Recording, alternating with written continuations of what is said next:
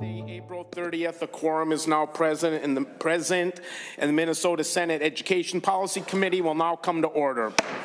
Today we will be taking up confirmations of the School Trust Lands Director and the Professional Educator Licensing and Standards Board.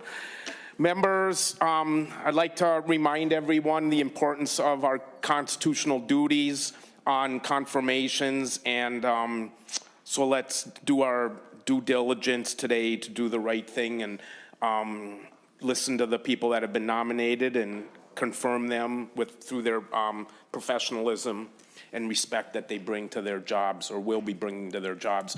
Today, so Emma yesterday or 2 days ago, she comes up to me and she goes, "You got to watch King Charles." And I go, "Why?" And goes, third sentence into a speech before Congress, he talked about the semi-quincentennial. And that's very important to me because I think we're not doing enough right now to celebrate the 250th anniversary of our nation's founding.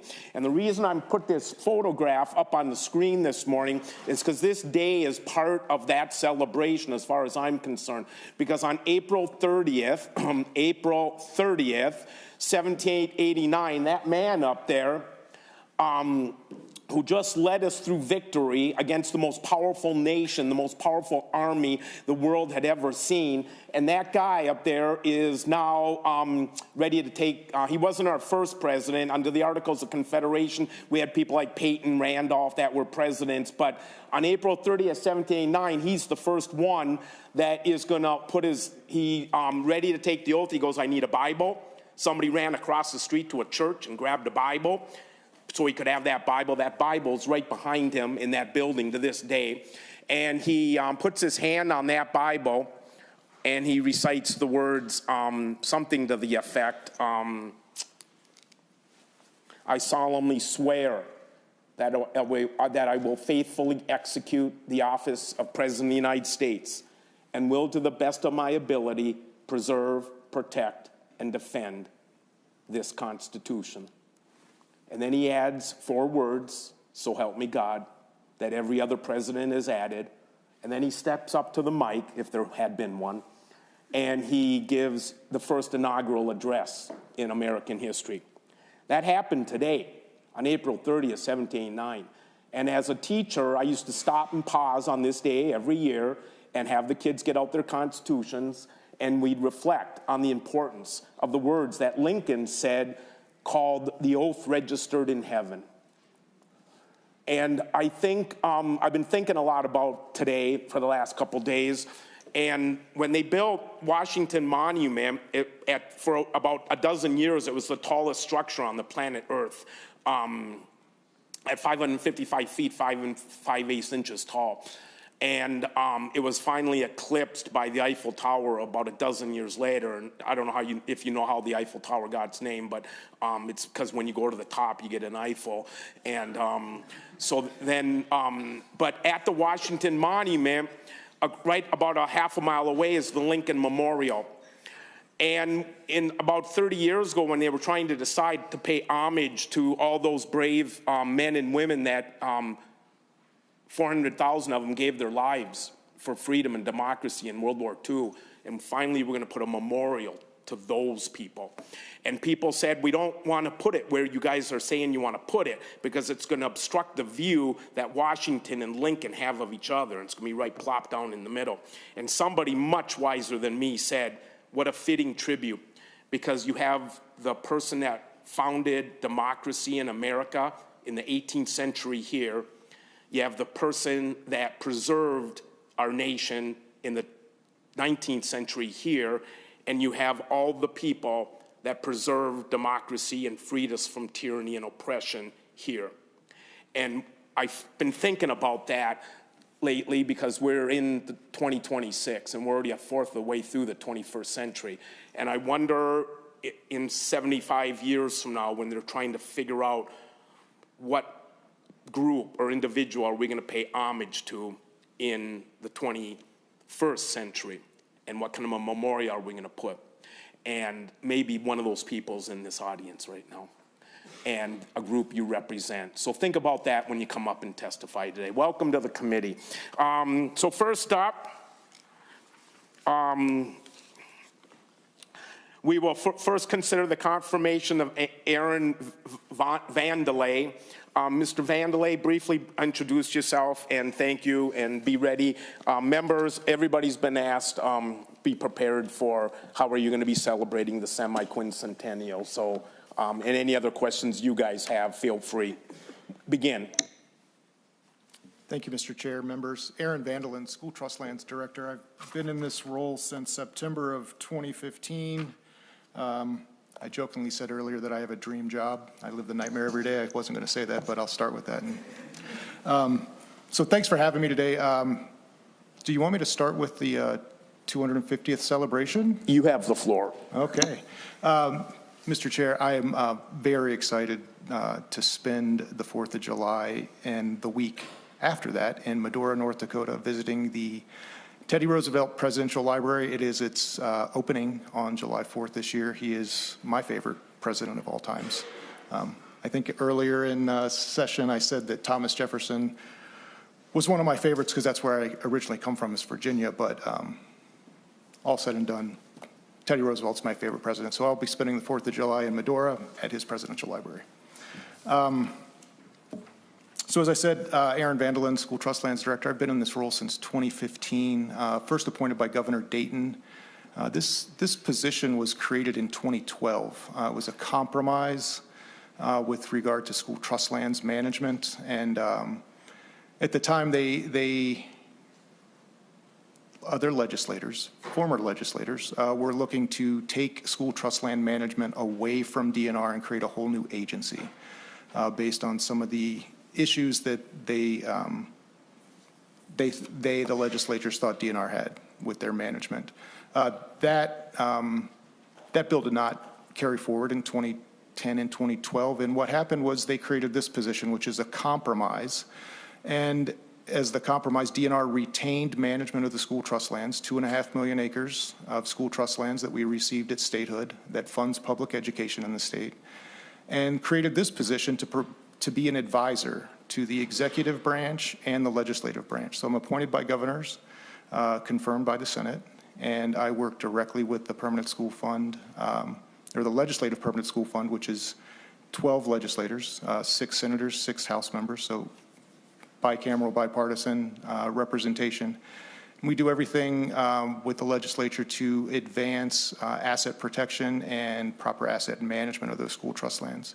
Do a similar role with DNR and with the executive branch, and that really gets into how they're actually managing the lands and how they're protecting those assets for future generations. The school trust is an intergenerational trust. It will be here long after I'm gone. It was here before I was here, and it'll be. So my approach is to look at this as a 150-year time frame.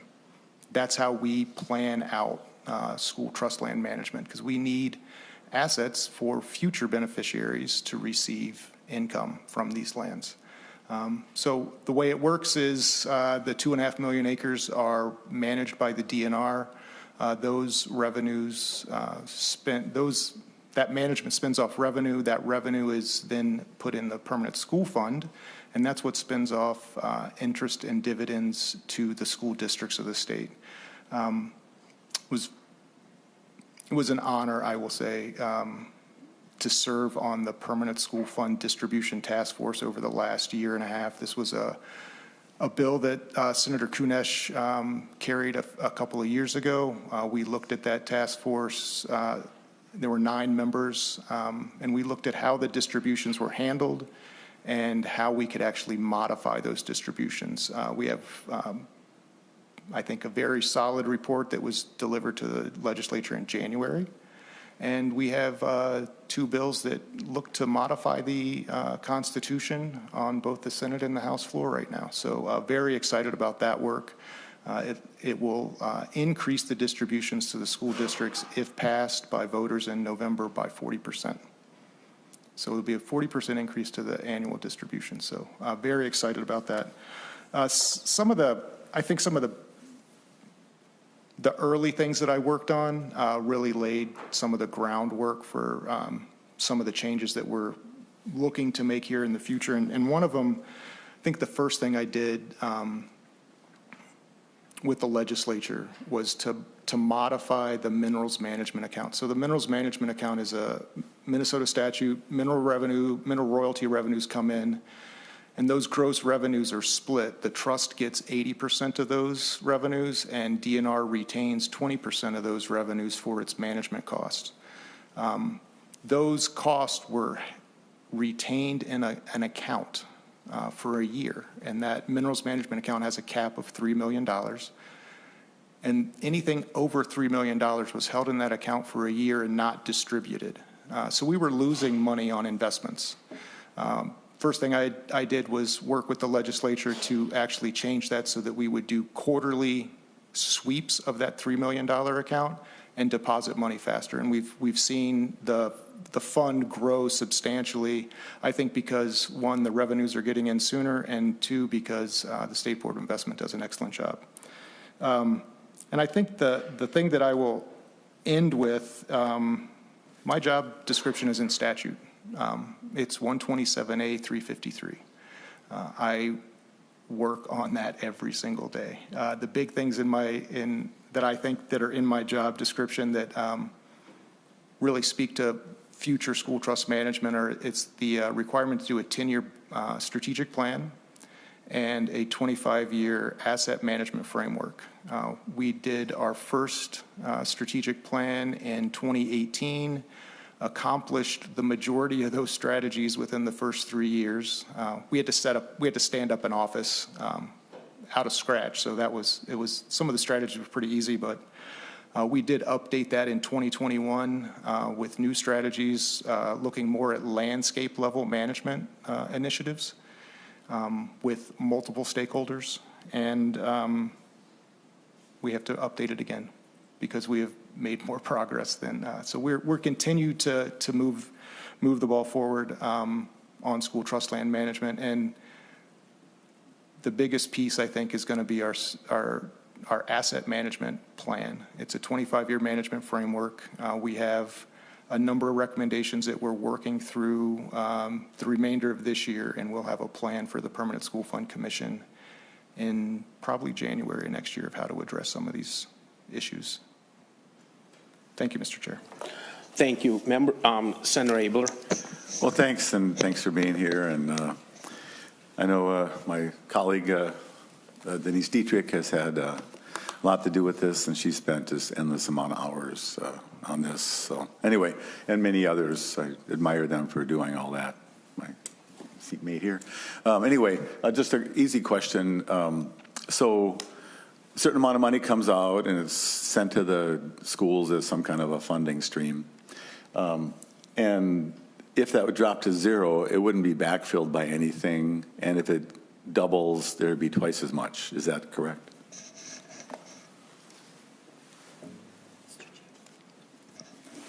Go ahead.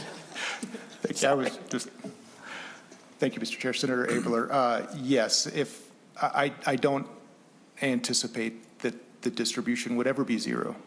Because I'm just trying to understand how it works. So it's an add-on no matter what else we do. That's my real question. Yes, Senator, thanks for clarifying. That was actually a change probably 15, 20 years ago. The school trust distribution used to be deductive, I guess, from school funding. So if a school district was receiving $100,000 and the school trust distribution to that school district was $1,000, the school district would get $99,000 plus the $1,000 from the school trust. That law was changed 15 years ago. Don't quote me on that. And so now, if that school district's getting $100,000, they would get 101. And if we increase it by 40%, then they're going to get 101.4. Thank you very much. It's helpful. Thanks. That's all I got. Senator Kunish. I would like to, first of all, thank you for your dedication to the school trust land and to your advocacy, not only for the preservation of our school trust lands, but also getting the biggest bang for our buck off of those lands and the mineral rights and that sort of thing. Would you just really briefly explain to this committee how much the students are receiving at this point, and where most of those dividends and interest, the dividends or the corpus is coming from. Just a real quick financial breakdown.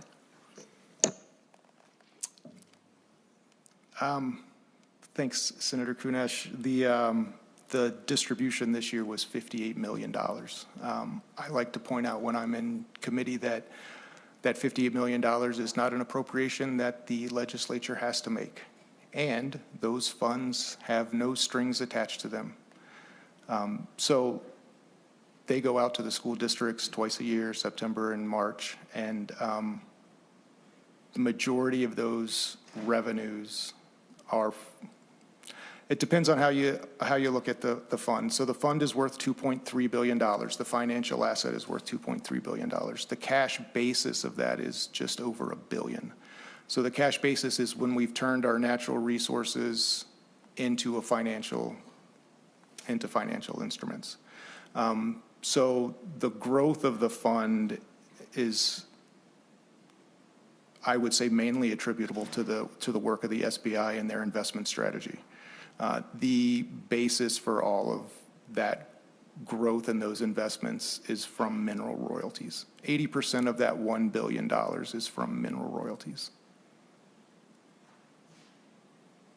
Thank you. Thank you for that. And again, thank you for all the good work that you've done on this, and hope that you'll be able to stay with us for a little bit longer and see things really become solidified for the future. So thank you very much.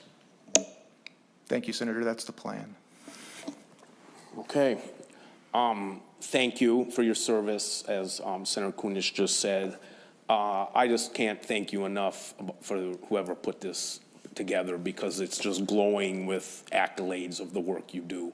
And so it's refreshing to see that. And I'm looking forward to the educational experience. You and Senator Kunesh and everybody else is going to educate the people of Minnesota about this trust fund over the coming months, and everybody will know exactly how great it is for the people and the students of Minnesota. So thank you. With that said, thank you. Senator Kunesh moves to recommend the Senate confirm the appointment of Aaron Vande as Office of School Trust Lands Director. All those in favor say aye. Aye. Aye. All those opposed? Motion carries. Thank you. The student's not here. Oh. We asked a student to come in and just talk about, before we hear from the PELSB nominees, we'd like to hear from a student talk about why they're interested in becoming a teacher. So if you could join us. Ms. Granlin? Mr. Granlin, where's that? Sorry about that. Yeah, no worries. Well, I wanted to thank you guys first for having me here, and yeah, it's really an honor. But I want to be a teacher because mainly I want to give back to my community. Like, I had so many great teachers that taught me, and I remember them very fondly. And I hope to, sort of keep that community going, give back to my community, and be a memorable teacher that helps students grow beyond. And in addition to that, I want to work in the special education category. And in there, I hope to break the stereotypes and placements set for students that are placed in there. Because a lot of times it can be a filler place for students who don't do well socially or don't do well connection-wise. So I want to help students grow more confident, maybe break through, because when they're placed in there, they're kind of set there for the rest of their schooling. With that being said, going into teaching, I'm a little bit worried. With the new compensatory aid changes, our schools will be losing $3.7 million because it does not take into account people in low poverty. So that $3.7 million loss with the compensatory aid changes is equivalent to losing 80% of staff at an elementary school. So right now, I'm a little worried about coming back to my school district and teaching, because it seems like things are shaky in that sense. But otherwise, yeah, I really just want to come back, teach students, help them succeed in every way possible. Thank you so much. Members, any comments, questions? Senator Abler? Well, I just want to thank Mr. Granlund for coming, and I really admire your enthusiasm about the future, and please do what you believe that you're challenged and called to do, no matter how hard it is. That's just my advice to you. Because when you look back, you go like, hey, I did what I expressed my heart, and I see a lot of heart in you, sir, so thank you. Senator Kunish?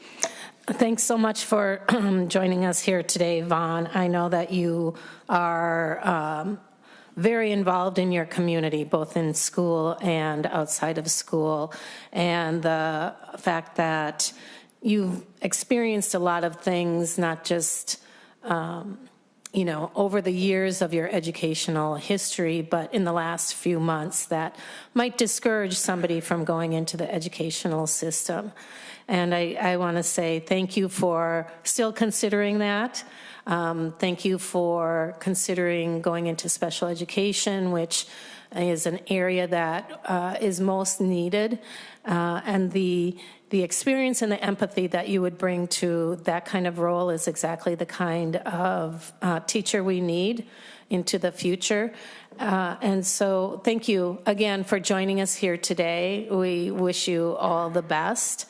And just continue to advocate for those that you feel are perhaps not advocated for. I think you will go very far in that area. So thank you again for joining us here this morning. Thank you. And I just want to echo what the previous senator said. And your wish to give back to the community is noble, and that you are probably a handful of students in the state of Minnesota that know about the compensatory aid, so congratulations on that. And lastly, your worry about the funding and the concerns you have entering the profession, just know this: when you shut the door after the bell rings and you got 30 students sitting there waiting to garner your wisdom, that's when the magic begins, and that you can never, no bill or legislature can remove that magic. So just keep that in the back of your head as you progress forward. So thanks for coming in today. Thank you for having me. Yeah. Thank you. We will now hear testimony from Executive Director of PELSB, Dr. Yelena Bailey.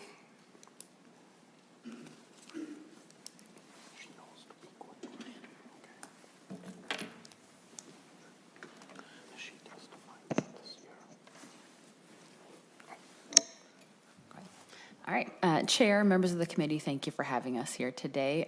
For the record, my name is Yelena Bailey. I'm the Executive Director of the Professional Educator Licensing and Standards Board, lovingly known as PELSB. We are the state agency that's responsible for teacher licensure and renewal for the 110,000 licensed teachers across the state of Minnesota. We have quite a bit of work under our umbrella. So in addition to licensure and renewal, we oversee about 650 teacher training programs across the state of Minnesota, making sure they are approved and maintain approval. We also work with the 550 districts and charter schools across the state on compliance, making sure that the teachers who are serving our students have the appropriate license and permission to be in those classrooms. We conduct ethics investigations to make sure our students are safe in their classrooms. And we also do quite a bit of rulemaking, which is how we set the teacher training standards in the state of Minnesota. Much of our board's work falls under policy and governance. And so we are a board made up of 13 governor-appointed members, 7 of whom are here today to come and speak with you.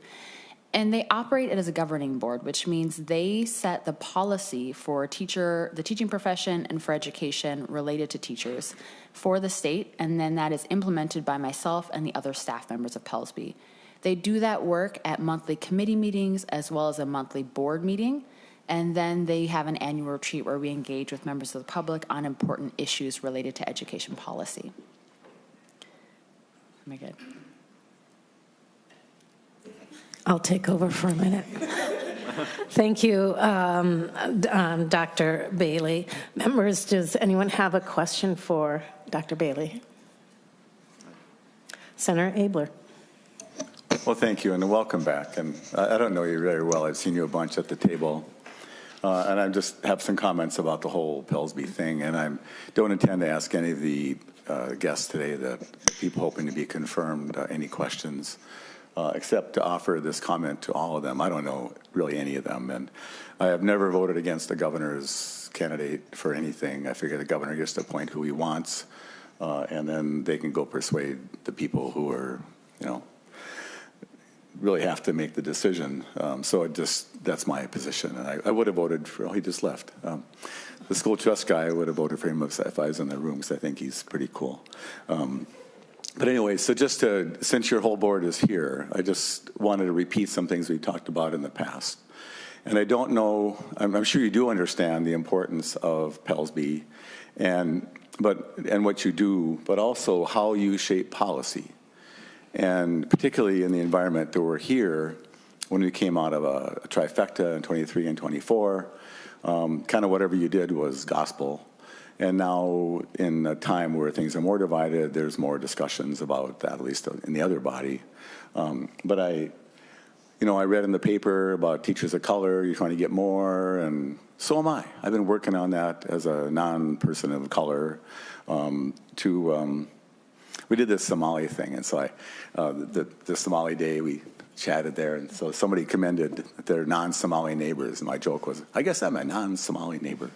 And so how could I know or care? Well, I do, and a bunch of us do, and we see that I can be educated to learn in experiences I don't have personally.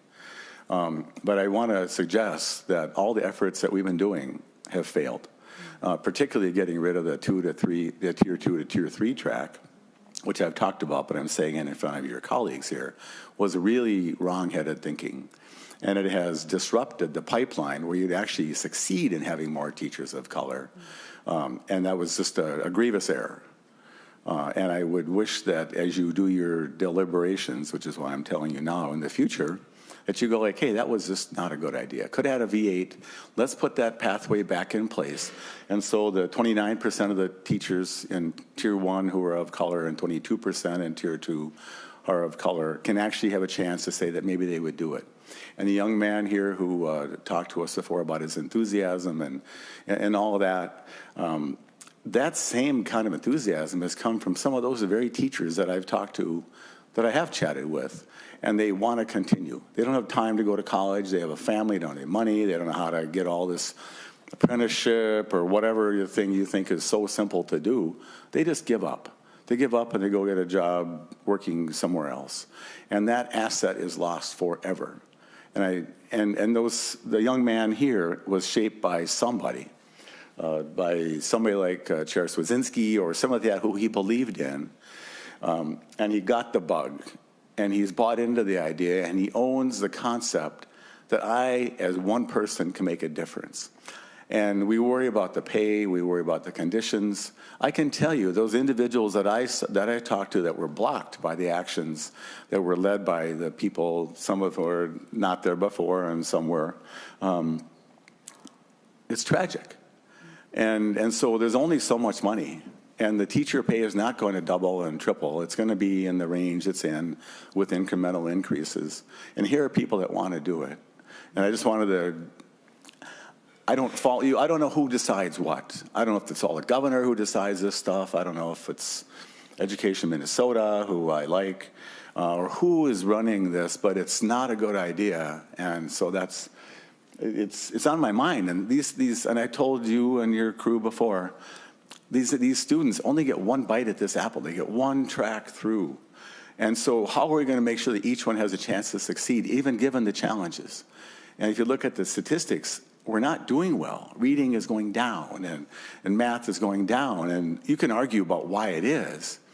But if you're a non-Caucasian student, the data is even worse. And talking to one of my principals at Anoka, they go like, and so the students come in underprepared to the high school level, and it grieves him too.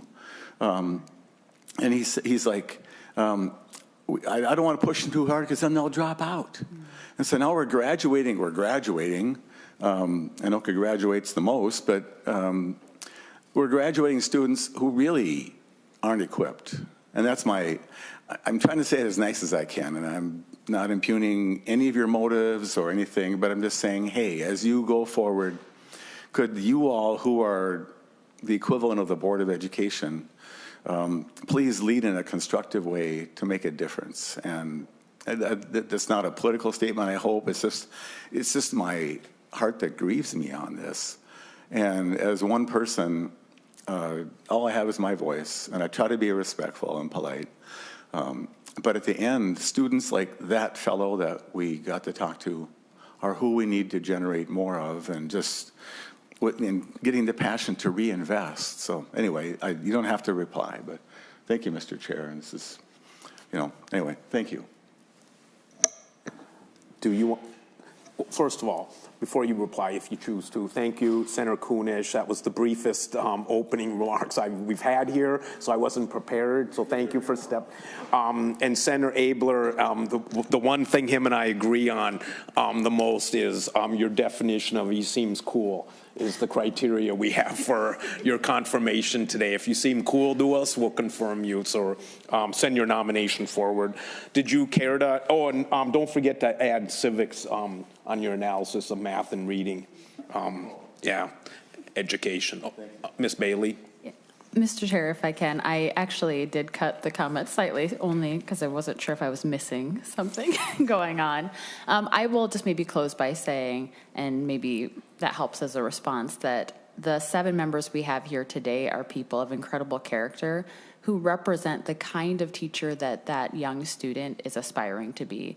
These are educators who have served in their profession for a long time and have said they want to become teacher leaders by volunteering and applying for the board so they can impact policy across the state of Minnesota and make sure our students have the best, most highly qualified teachers in their classrooms. I have seen them talk at board meetings and committee meetings and wrestle with really tough issues around what our students need and what the future of education should look like. And they've done so with nuance and with a deep appreciation of their fellow teachers and the students they serve every day. So I'm pleased to be here, and I'm hoping you're going to enjoy having the time to ask them some questions. Thank you. Thank you, Ms. Bailey. Ms. Aho, you're first. Come on up one at a time, and please introduce yourself, and make sure you answer the one question I have for you, and then we'll hear from others after your remarks. Good morning, Mr. Chair and members of the committee. My name is Amy Aho, and I appreciate the opportunity to be here today as a candidate for the appointment to the Professional Educator Licensing and Standards Board. I'm currently a speech-language pathologist in the Brainerd Public Schools, where I've worked for the past 25 years. I am also a graduate of Brainerd High School, and I've had the privilege of spending most of my career serving in the same community where I grew up. This has given me a strong understanding of both the strengths and the challenges of our schools, students, and families' experiences.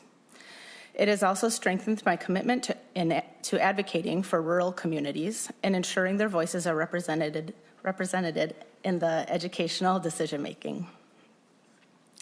In my role as a speech-language pathologist, I have the privilege of supporting students in developing the communication skills they need to access their education and fully participate in their learning environments.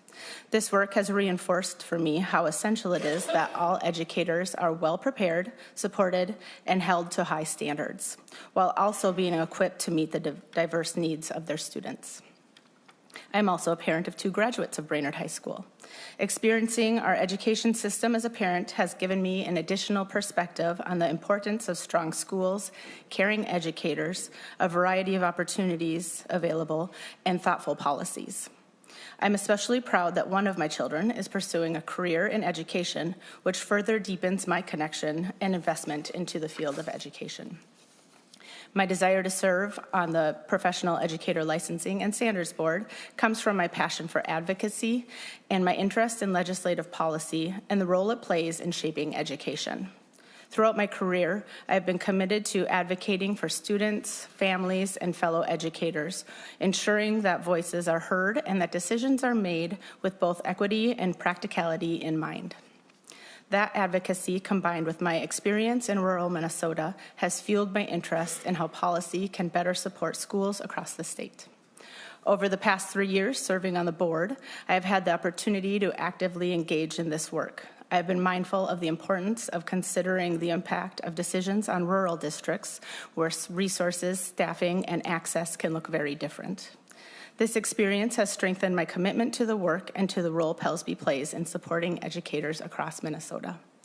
It would be a privilege to continue contributing to this important work and to support the ongoing strength of the education profession in Minnesota. Thank you for your time and consideration, and I will start with my 4th of July activities.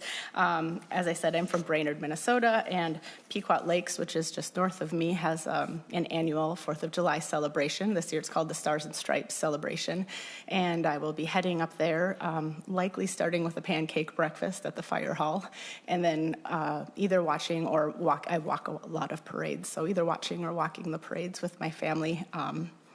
Former Representative John Ward, who some of you served with, and then my siblings and nieces and nephews. Members, Senator Abler. Mr. Chair, pancakes are cool. And so I've been called away, but I would be happy to talk with any individuals one-on-one that I'm not going to get to listen to now. But I'm not leaving out of disrespect and just have to go. Thank you. Thank you, Senator, and thank you for those remarks earlier about education.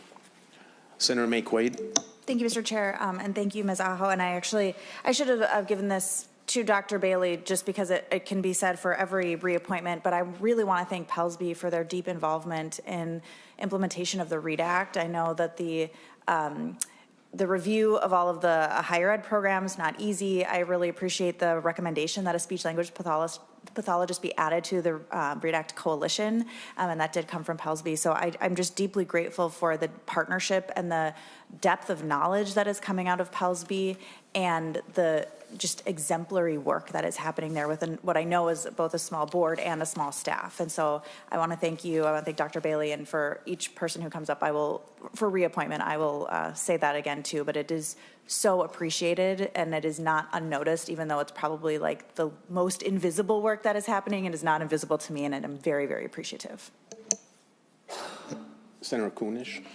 Thank you for being here, Ms. Aho, and for serving on the board. As I look through your resume, there's a lot of things that really impress me in the way that you have integrated yourself into your learning community. I think your role as a QComp leader is really vital, especially in greater Minnesota, in some of our smaller communities that don't always have those resources available to them. But to have somebody there to work with them and advocate for them is really important. And then I really appreciate your time that you spent in youth and government. It is so important in this day and age that our students have that opportunity to learn about how our government works and then actually have an opportunity to participate in it. Not all the school districts have these, are part of youth in government. I myself was a student youth in government, so that really popped out to me when I saw that. But just thank you for being willing to take on another challenge and to do the work to make sure that our teachers are well trained, have the resources, and then have those supports. So thank you very much. Thank you. Thank you for coming today, and thank you for your commitment to education. And that last student, or the student that testified, said he wants to give back to the community, and you're graduated from the community, you raised your family in the community, and you taught in the community. That's the epitome of giving back to the community. So thank you for coming in today.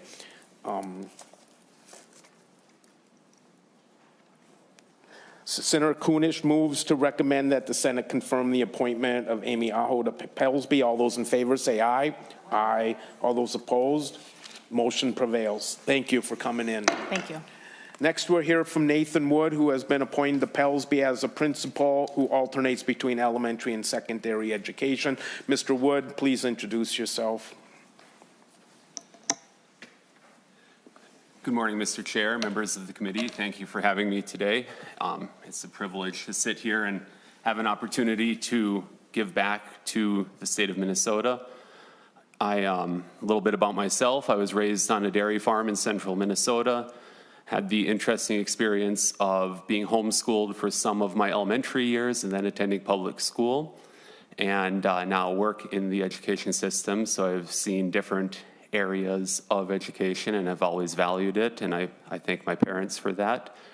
I attended University of Minnesota Morris and got a degree in social science with a history emphasis, and then taught for 7 years in Sisseton, South Dakota, taught U.S. history to 11th graders.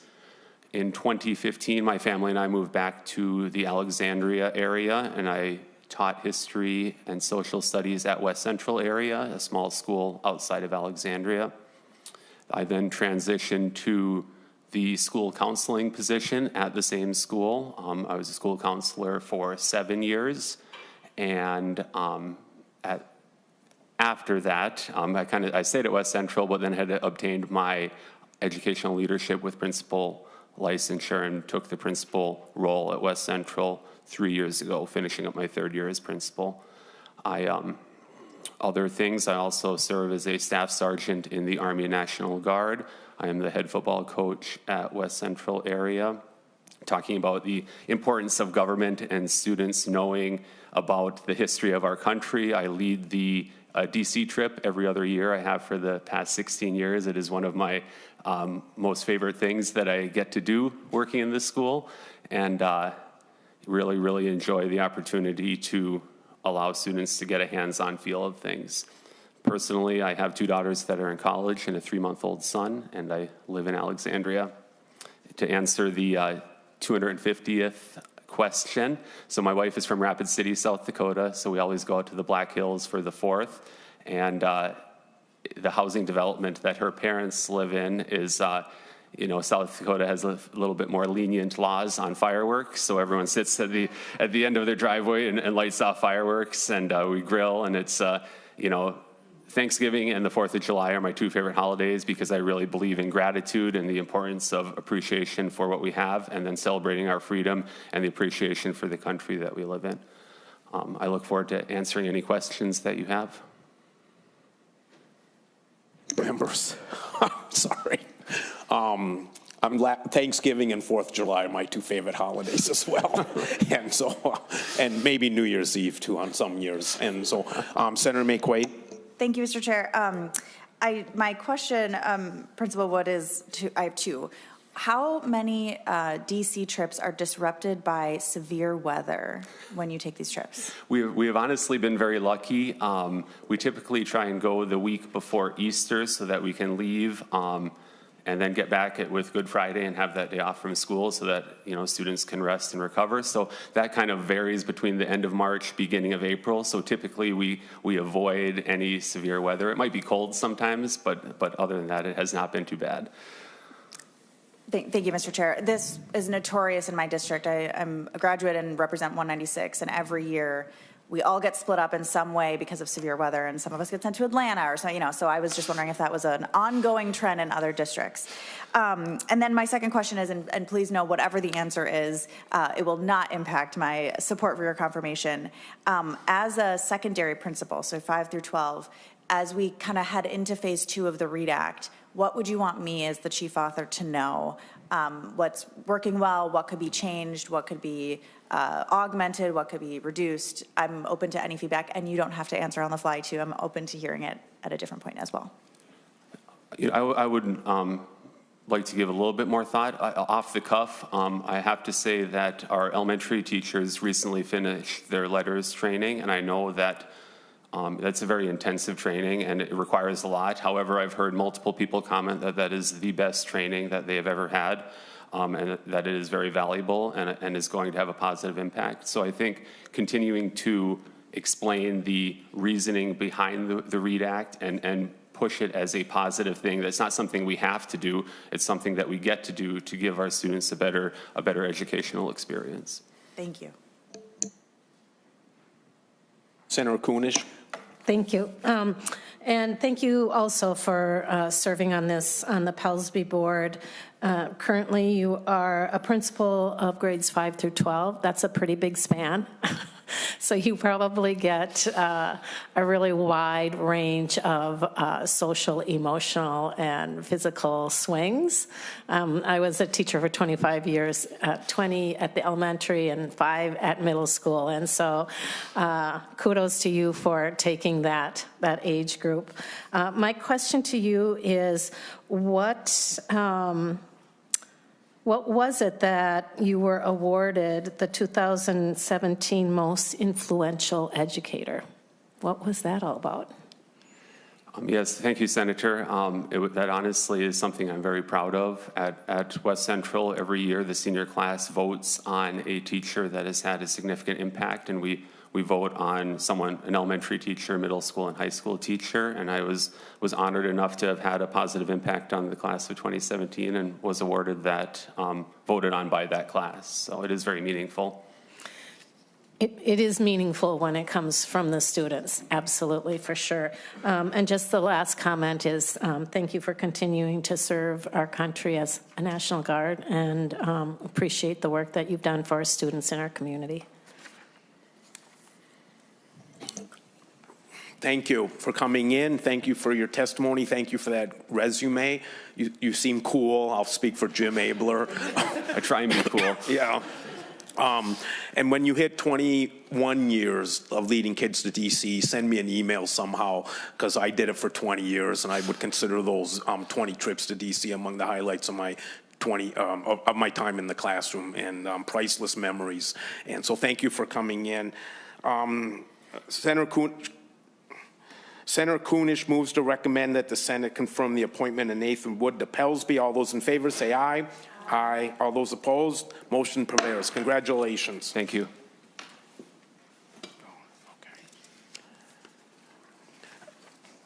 Next up, Jennifer Trask has been appointed to PELSB for teacher from outside of the 7-county metro area. Ms. Trask, please briefly introduce yourself. Welcome to the committee.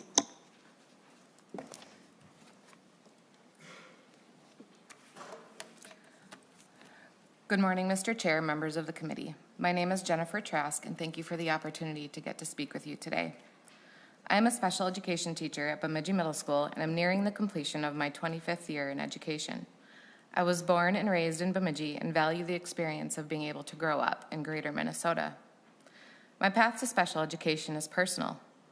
My late sister Annie, who is much younger than me, was born with a rare genetic syndrome that required constant care, exceptional educators, and dedicated teams of caregivers. I often served in that caregiving role. That experience shaped my decision and was one of the primary reasons I chose to become a special education teacher. As I entered college, I pursued a degree in education and later earned a master's degree in special education.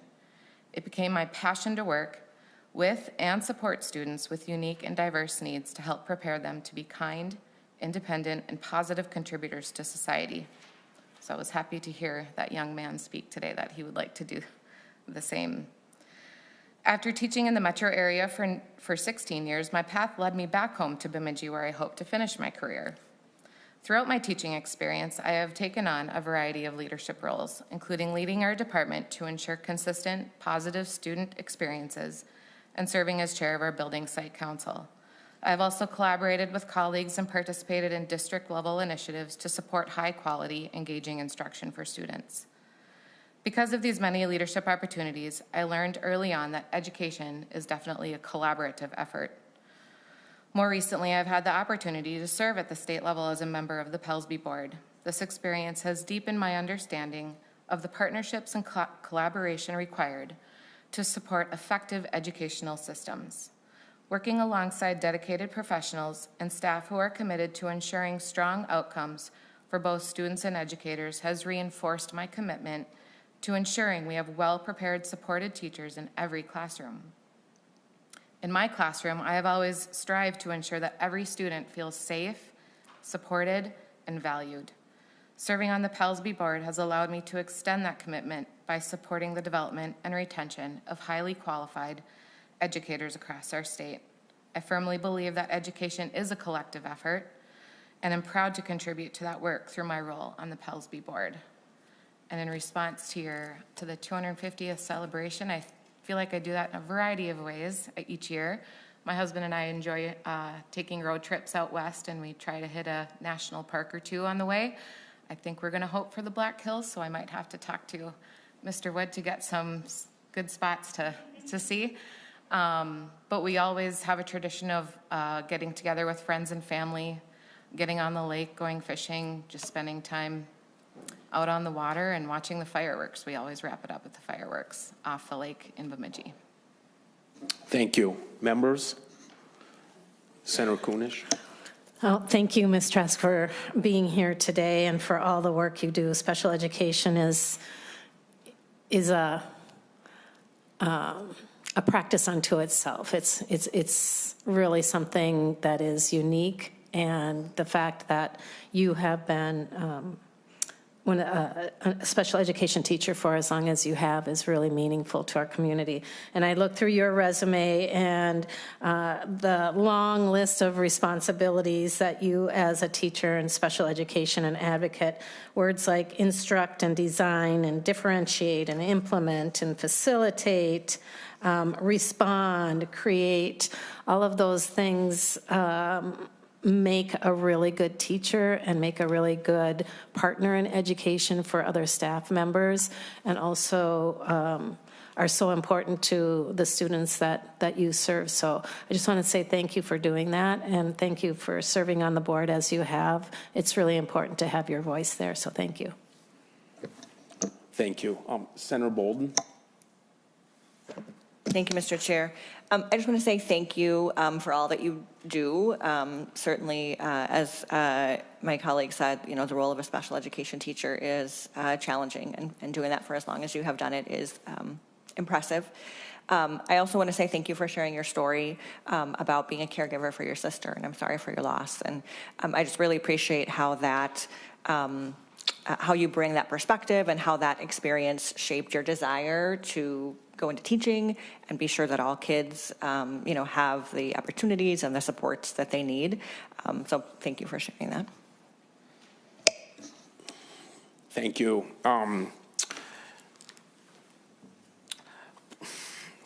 Senator Kunish moves to recommend the Senate confirm the appointment of Jennifer Trask to PELSB. All those in favor say aye. Aye. All those opposed? Motion prevails. Congratulations. Next, we will hear from Brandee Shoemaker, who has been appointed to PELSB as a teacher from outside of the 7-county metropolitan area. Ms. Shoemaker, please briefly introduce yourself and welcome to the committee. Thank you for having me. My name is Brandee Shoemaker. I'm finishing my 30th year in education. Currently, I live in Montevideo, Minnesota, and I teach 6th grade math. Over the 30 years that I have been teaching, I have taught Lots of math. Math is my jam, as I tell people. But I also enjoy the reading and the READ Act, and I have, I didn't put it on my license, but I did go through the K-12 reading intervention program, just because I don't want to teach 12th grade reading. Yeah, we have. One of the things about education that is near and dear to my heart is making the connections with kids. I have done most of my teaching in the upper elementary.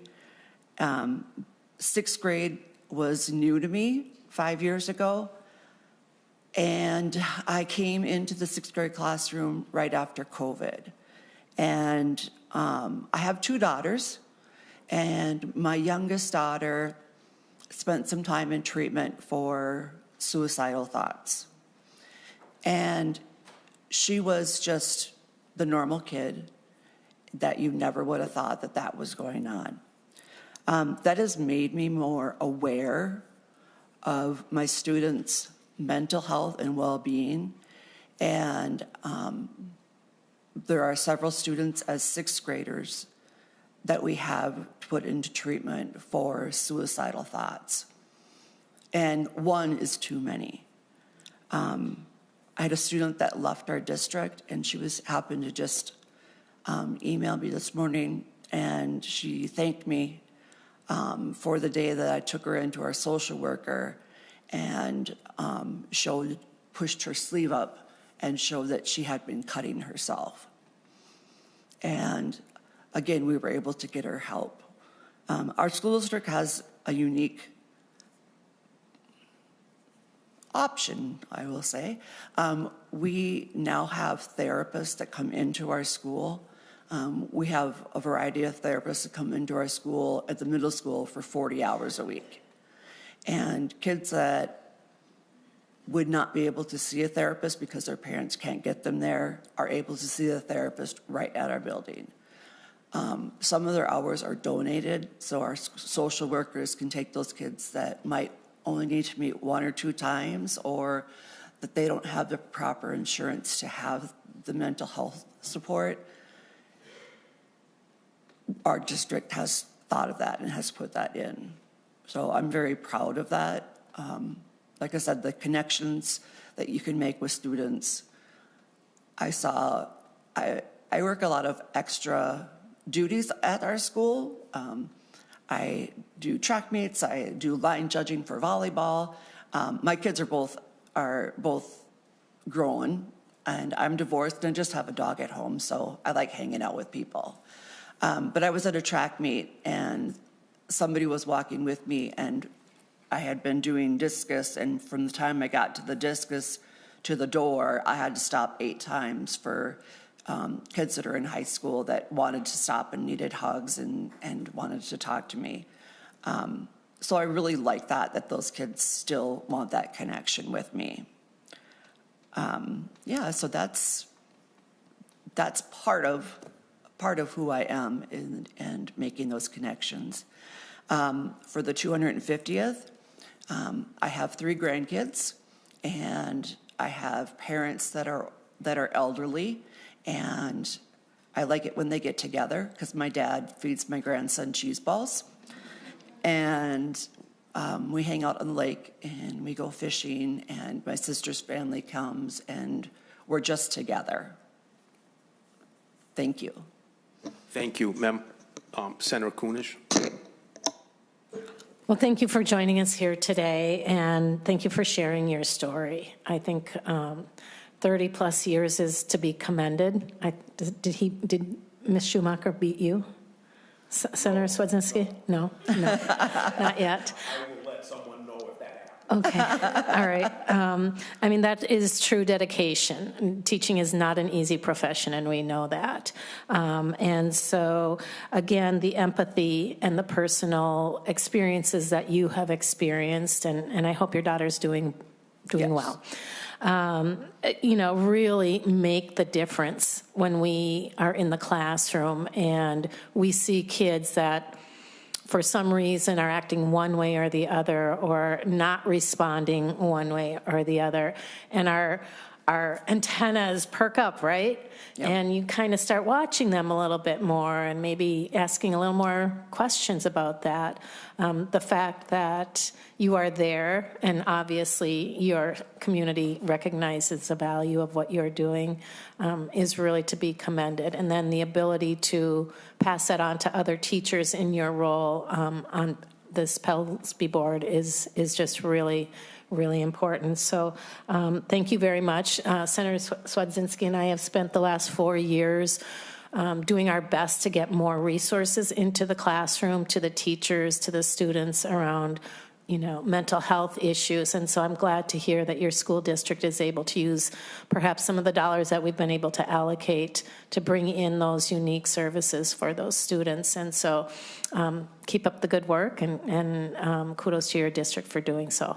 Thank you, Senator. Mm-hmm. Thank you, Senator Bolden. Thank you, Mr. Chair. I also just want to say thank you to you for all that you do, and thank you for sharing your story about your daughter and using your experience and perspective to help your students. I appreciate you highlighting sort of the needs around mental health of our students. That we've had many discussions about that this session, and it's incredibly important to me. And we have a lot of work to do there. We know there are, a lot of kids who are struggling with mental health, and so I really appreciate you sort of raising that and the support that you are giving to kids in that space. And appreciate hearing. Your experiences on clearly the relationships that you have built with students and the support that they feel from you. And maybe I'll just take this opportunity to say both for you and clearly to other folks who are here today. I'm sure you are very cool, but also clearly incredibly skilled and qualified and experts in what you do. And I appreciate it very much. So thank you. Thank you, Senator. Senator McQuaid. Thank you, Mr. Chair. Thank you so much for sharing stories and for your work already on PELSB. Obviously, the READ Act has been a huge undertaking, so I appreciate the shout out and especially highlighting the fact that it's not just for reading in English classes, but it helps in science class and in math class. And, I'll also say, I've had so many favorite teachers throughout the course of my life, and it's easy to love teachers when the subject is something you love too. So I'm an English language arts girly, but I loved so many of my math teachers because even though it wasn't like second nature, they made it so fun. And that is just something I've always found with math teachers is that they make it so fun. And I can see that even coming from you. So thank you so much for your service to our students and for your service on PELSB so far. Thank you, Senator. Thank you for coming in. You sparked two thoughts in my head, and one is pretty not cool. But the hardest experiences of my life were looking at that empty desk after the third or fifth week of class when a student is never coming back, and I would have to look. You'd look at that desk and the other 29 students who are happy and joyful, and just wonder, what if I had just gone up to that kid and said, hey, take off that stupid baseball cap, or just acknowledge their presence on the planet Earth.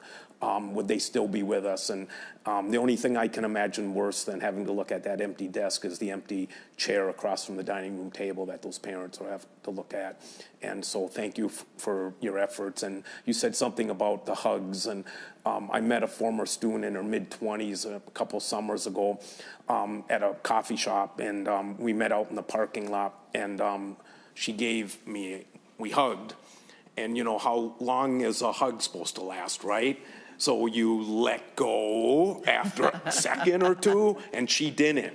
Yeah. So you reach in to think, okay, the hug's going to continue, and then I let go a second time, and she didn't. And now it's getting awkward. And she started crying, and she told me a student in our class had abused her, and her father told her she was to blame because it's how she dressed. And you were the male figure that I could come talk to after class, and you would give me the time of day, so to speak. And you had no idea that had happened to me. You had no idea the importance of our conversations, even though sometimes they're only 30 or 60 seconds. But those 30 or 60 seconds to a child in high school can mean the difference between having a bad day or having a great day. So thank you for giving me those two thoughts in my head, and thank you for coming. And thank you, Ms. Shoemaker. Senator Kunish moves to recommend that the Senate confirm the appointment of Brandee Shoemaker to PELSB. All those in favor say aye. Aye. All those opposed? Motion prevails. Congratulations. Thank you. Next, we'll hear from Glazell Toledo, who has been appointed to PELSB as a teacher from the 7-county metropolitan area. Ms. Toledo, briefly introduce yourself and begin.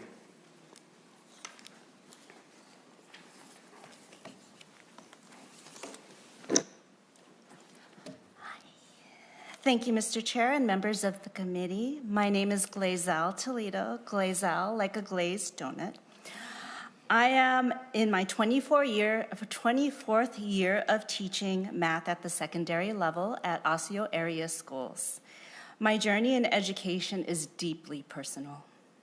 I grew up in a military family and moved frequently, attending 8 different K-12 schools. During that time, I was also removed from my home and placed in foster care, and I lived in more than 14 different homes. Through all of that instability, what remains consistent were teachers who believed in me, and that is why I am here today. These were educators who were well prepared and showed understanding, compassion, and high expectations. Because of those educators, I was able to stay engaged in school, graduate with honors, and through programs like AVID, find my way to and through college as a foster child. After everything I experienced as a teenager, I knew I wanted to give back through education. I chose math because I understand how important it is for concepts to be clearly explained, and that shaped the kind of educator I wanted to become. I went on to become a teacher and earn a master's degree in math education. I currently teach in a diverse community school, similar to what I experienced growing up, which continues to shape my approach. As a math educator, I value strong conceptual knowledge, content knowledge, and preparation, and along with the relationships that support student success. Those experiences shape how I think about the work at PELSB. At its core, this board is about ensuring that every student, no matter what their background, has access to quality educators who are prepared to support them. I bring both personal and professional perspective and understand firsthand the impact effective educators can have, especially for students facing instability. If confirmed, I hope to support strong licensure standards while ensuring pathways into the profession remain accessible, so we can continue to grow and support Minnesota's educated workforce. I am here today because I am the product of great educators, and I want every student in Minnesota to have that same opportunity. And now for your celebration question, but before we do that, a slight math introduction. Semi, meaning like half a year, semi-annual. Most of us are used to semi-annual, like semi-annual sales. Semi-quincentennial means half a 500-year anniversary or 250 years. So thank you, Mr. Chair. Personally, I would like to celebrate with family, time together, a picnic, watching fireworks. Since I've always been a singer, I actually sing along with the songs during the fireworks. I sing in my classroom until to enforce concepts, so students actually remember it. until their eyes roll. But they remember, which is great. So if you ever forgot Sokotoa, I have a song for that too. Professionally, I see it as an opportunity for students to reflect on our history and their role in the future. So the celebration is both a celebration and a moment for learning. Thank you. Thank you. Senator McQuaid. Thank you, Mr. Chair. I would like to prove that singing does work for math. Are you ready?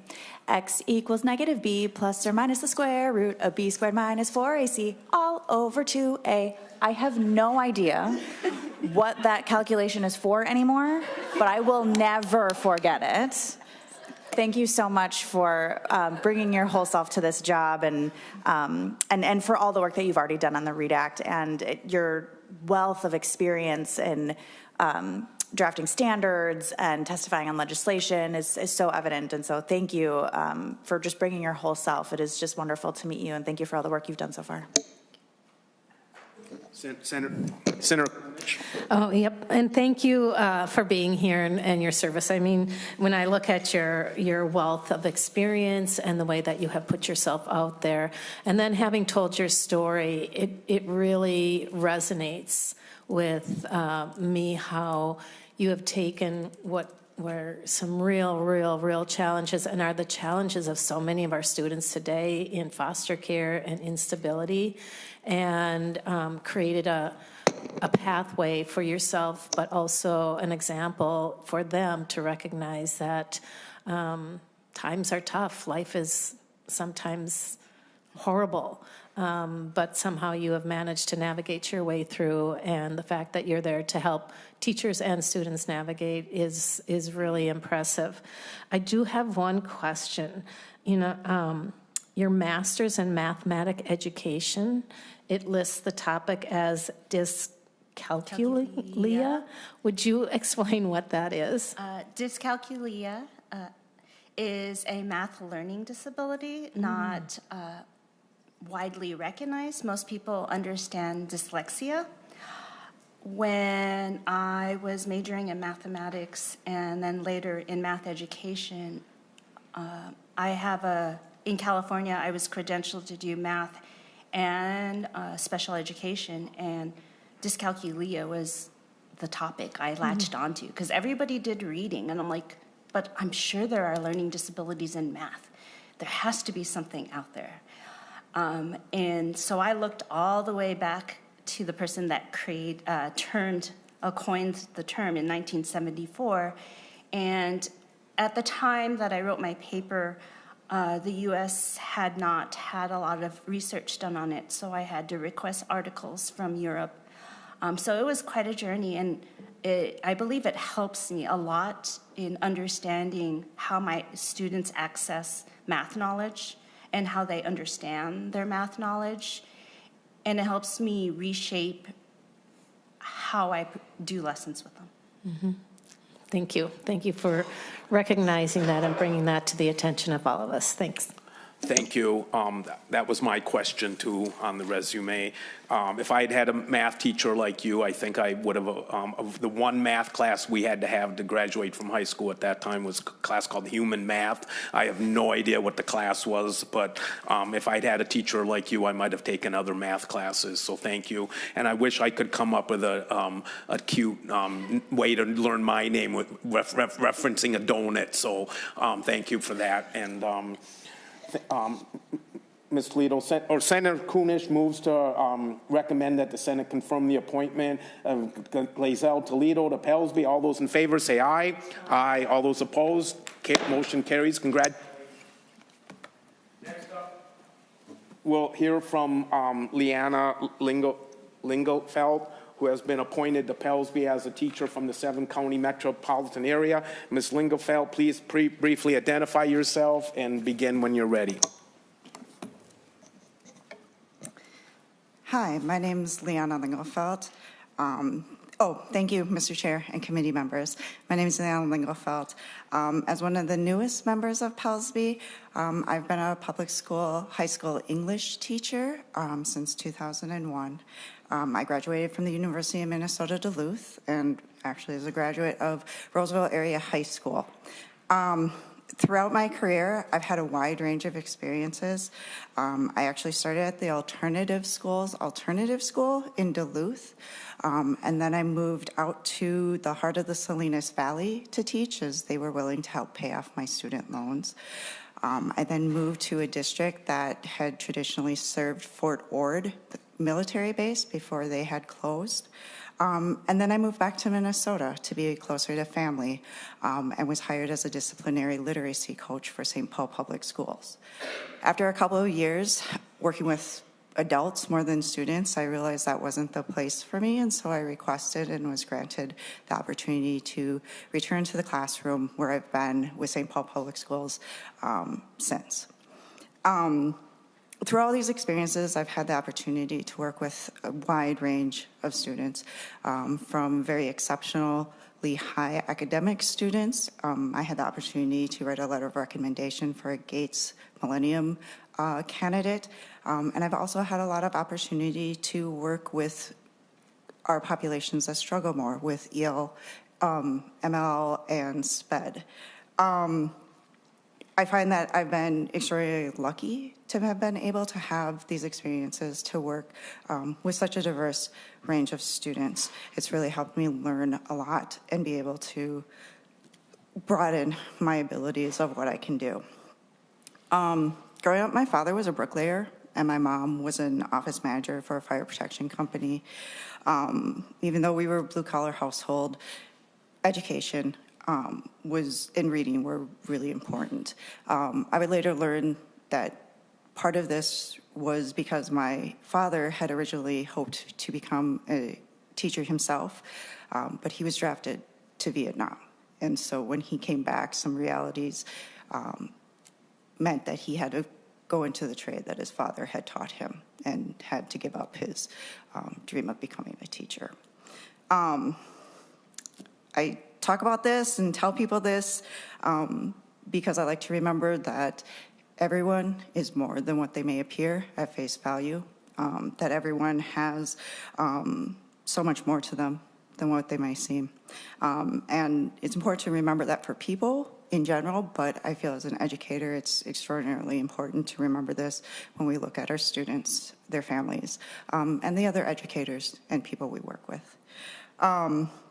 I always want to make sure to stay grounded and remember that I'm just that blue-collar kid that was the first in my family to earn a 4-year degree.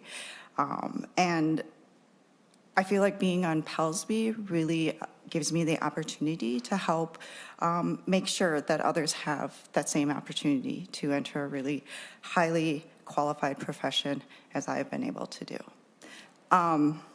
As for what I'm planning to do for the 250 years. We don't have any specific plans, but recently my daughter came in 4th for the exhibit level at the Minnesota History Day competition. And so we've started to talk about planning a trip to DC, as she didn't get that automatic trip. And so we hope to someday in the near future be able to do that. Members? Senator Kunish. Well, thank you for realizing your father's dream.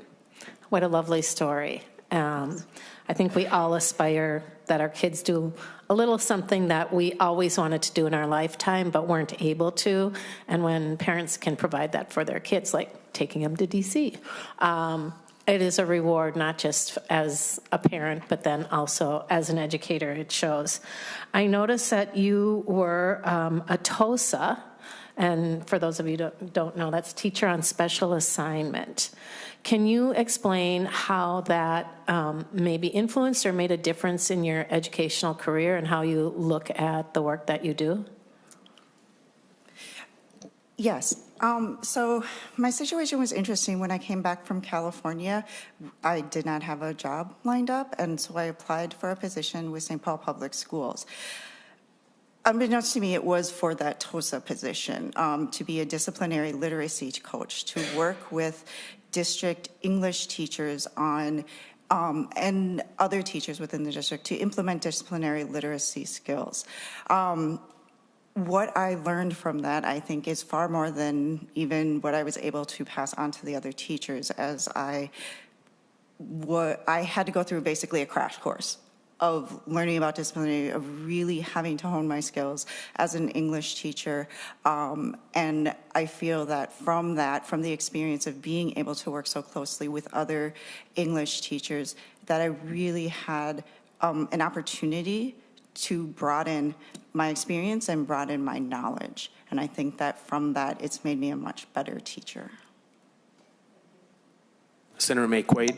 Thank you, Mr. Chair. And I'm so interested in your experience over time with literacy and with, with the implementation of the READ Act. It's only been a few years, but certainly with your experience and with the older grades as well. So you're probably starting to see students who were older elementary during COVID coming into, high school. I had a principal tell me, first few years you're learning to read and then you're reading to learn. And so if you miss how to learn how to read, you can't read to learn. And so I would just love to hear what that experience has been like, whether it's over that course of time or just in the last few years, and anything you'd want me to know related to literacy. I could go on for hours, which I'm not. I would say one of the biggest things that we've come across with the READ Act and with the renewed focus on literacy, particularly at the secondary level, is that there is a great misconception by many above the teaching level, I will say, of just what reading instruction and what reading literacy looks like for a high school student and how to approach that it is so vastly different than it is at the elementary level, that even if you have a sophomore that reads at a third grade level, you can't teach them like they're a third grader. And I think, unfortunately, there are some that haven't quite put those pieces together. But I'm hopeful that the READ Act will allow for that growth, and that hopefully we'll be able to, at some point, tailor and look at just what exactly reading instruction and literacy looks like at the secondary level. Thank you. What was your daughter's History Day project? It was a very long title, but it was about Ted Bundy and his cases revolutionizing the use of forensics. It's a name from the past. Thank you, Ms. Lingofelt. Senator Kunish moves to recommend that the Senate confirm the appointment of Liana Lingofelt to PELSB. All those in favor say aye. Aye. All those opposed? Motion prevails. Congratulations. Lastly, Dr. Gifts Saloka has been appointed to PELSB as a special education teacher. Dr. Saloka, please briefly identify yourself and welcome to the committee.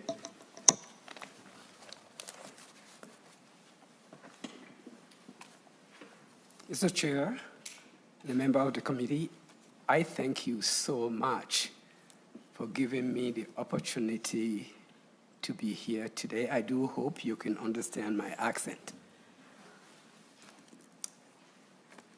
My concept about teaching is every student can learn and can be successful. In Nigeria, where I was born, there was nothing like special education, so students were just all over. Coming to this country, I worked for group homes. I worked with students with disabilities. I also worked for intermediate district, working with emotionally acting out students. From that time, I became very interested. How do students succeed? What takes students to succeed? Why do some students fail? I got my master's from Bethel University, and I went on to my doctorate at St. Mary's University. My dissertation centered around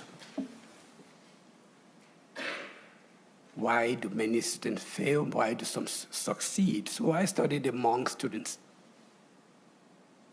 One of the two big broad categories came out, teachers and parents. So that knowledge has shaped my interest in providing service to special education students. That is why I joined PELSB, because when I read about PELSB, it talks about providing, making sure that Minnesota students have qualified teachers. And that's where I thought I can have a voice in helping PELSB develop ways to provide qualified teachers in Minnesota classroom. That is why I joined PELSB. To talk about the 250-year celebration, I have a long story. I don't think you have enough time to hear it. But it was in my geography class, and that was in Nigeria 100 years ago. The teacher talked about, we were talking about different democracies, different ways to govern. And he talked about American democracy, that I can be here and talk to you, which will never happen in Nigeria. And so ever since then, I have wanted to come to America. I studied hard. The day I got my visa to America, it was the greatest day in my life. They gave me a pamphlet with a Statue of Liberty on it. I still have it. So every celebration, we always, in my family anyway, in my backyard, we have a cookout and all that, American flags flying there. So this coming on, I plan to discuss with there's a flag in my room, in my classroom. I plan to reflect on what it is to be here, for me to be here to talking to you. Okay, I will take any question. Thank you. Members? Senator Kunish. Well, thank you, Mr. Saloka, for joining us today and for wanting another round of sitting on the PELSB board. I read the letter where you said, as a current board member, you garnered valuable insight into the work of PELSB. It takes a year or two to really understand the work. And so I guess my question is, what is like one or two things that you learned that kind of surprised you sitting on the PELSB board?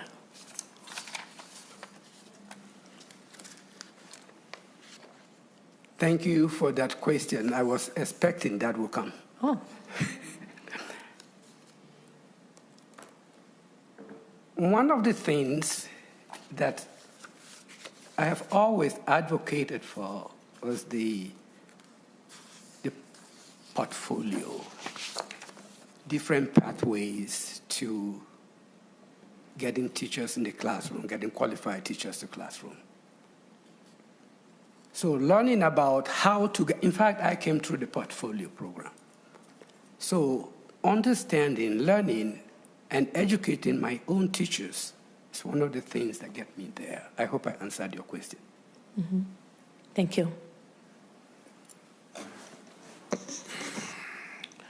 Okay. Thank you. Thank you, Dr. Saloka. Senator Kunish moves to recommend that the Senate confirm the appointment of Gift Saloka to PELSB. All those in favor say aye. Aye. All those opposed? Motion carries. Congratulations. I just want to, any closing remarks, members, or any overall comments? Okay. First of all, thank you for the respectful conversation on behalf of the members and the committee. So I personally thank you for that. Congratulations to all the appointees. Dr. Bailey, you have a good company. You're in good hands. The people here today have given me inspiration and hope. This has been a very wonderful committee hearing about why teachers become teachers and why you want to continue helping other people enter the profession is noble work that you do. You all seem to pass the Abler test, that you're cool. And so thank you for wanting to volunteer, emphasis on that, to help Minnesota continue to be one of the best states to get an education in. And so with that said, members, please remember that next week on Wednesday at 9 a.m. we will have a joint education and finance committee with Senator Kunish and I hearing about the semi-quincentennial. It should be pretty fun and what's the other word? Oh, fun and festive. Yeah, that's it. Fun and festive and educational. We will hear from the Secretary of State, the Historical Society, the Civics Teacher of the Year, and most importantly, a few students about how they are going to be celebrating this once-in-a-lifetime event happening on July 4th and continuing for a few years after that. So, again, Wednesday, May 6th at 9 a.m. in this room. We are adjourned, and thank you, everybody. Have a wonderful weekend.